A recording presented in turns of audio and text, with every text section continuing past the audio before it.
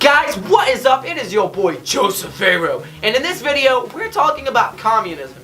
Interesting pick for a topic, but real quick, let me actually define what communism is, because for the longest time I used to think that communism was just violent socialism until I actually studied a little bit and I found out that they're both kind of different from each other. So in a nutshell, communism is not so much a form of government, but more of an ideology in which there is supposed to be no class among people. In other words, the end of the upper class, middle class, lower class, boil society down to one class where everyone is on the same level on finances, living conditions, and you name it, bro. Communism is supposed to be achieved by a violent and bloody overthrow of the middle class, supposed to be overthrown by the working class, who will then take control of all business, all means of production, distribution, you name it, and all the work of all of these avenues is supposed to be shared by the working people. And since everyone's sharing the work, everyone gets an equal share of the money produced by the work. This is how communism is supposed to achieve absolute equality, and ultimately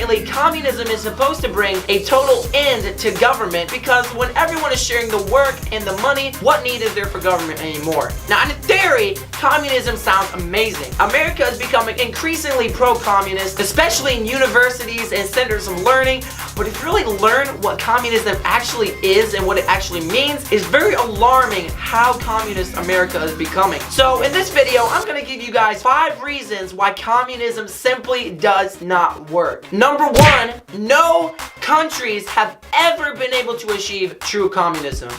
Now, you might be wondering, what do you mean by that? There have been over a dozen communist countries in the history of mankind. Not exactly. There have been like a dozen countries trying to reach communism. But remember, for a country to be communist, it needs to completely get rid of poverty, it needs to completely get rid of class, and it needs to completely get rid of the government. No country has been able to achieve all 3 of those goals in the history of mankind. And get this, the Communist Manifesto was written in 1848 by Karl Marx and Friedrich Engels. I hope I said his name right. But that was 175 years ago. In 175 years, not one country has ever been able to achieve true communism. That should get the point across. If anything should say communism does not work in big glowing red lights, it should be the fact that no country in 175 years has achieved true communism. Communist countries tend to have corrupt government, where government officials have higher amounts of pay and money than the working class, which basically creates an upper class in a country that is supposed to be getting rid of the lower class. It simply does not work and never has been done a single time. The second reason is because communist countries tend to be taken over by dictators and tend to have lots of violence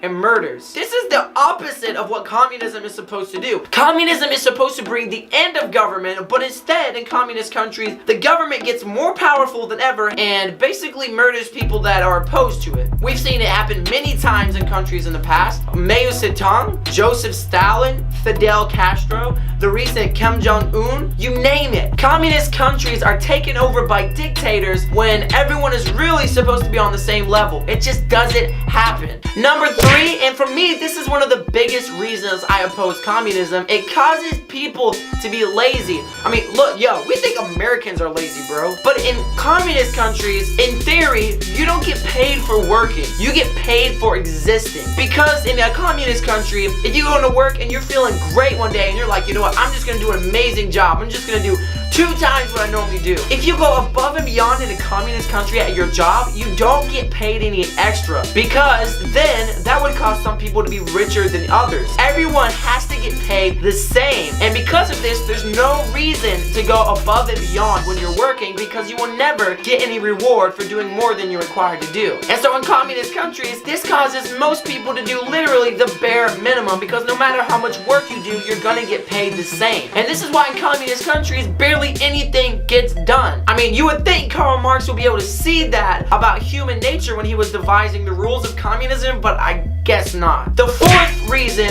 is because communist governments tend to get deep into debt. Now, it's ironic because you're supposed to be getting rid of the government in communist countries, but instead the government gets more powerful than ever and gets deep into debt. And the reason is because when a government takes on its shoulder to financially support every single person in that country, it can't sustain itself. It can't sustain a working government and welfare and healthcare and you name it without going into debt. And because of this, communist countries often go to the point of bankruptcy. We saw it with U.S.S.R, where they've been on the point of bankruptcy and they had to adapt some capitalist procedures to keep themselves from going bankrupt because they know that capitalism brings money. Because in capitalism, you get rewarded for your work. In communist countries, you don't. The fifth reason is because communist countries tend to be deep in poverty. Despite what communism is supposed to bring, people in communist countries tend to be deep in poverty, have low living conditions. They tend to lack many things that we would consider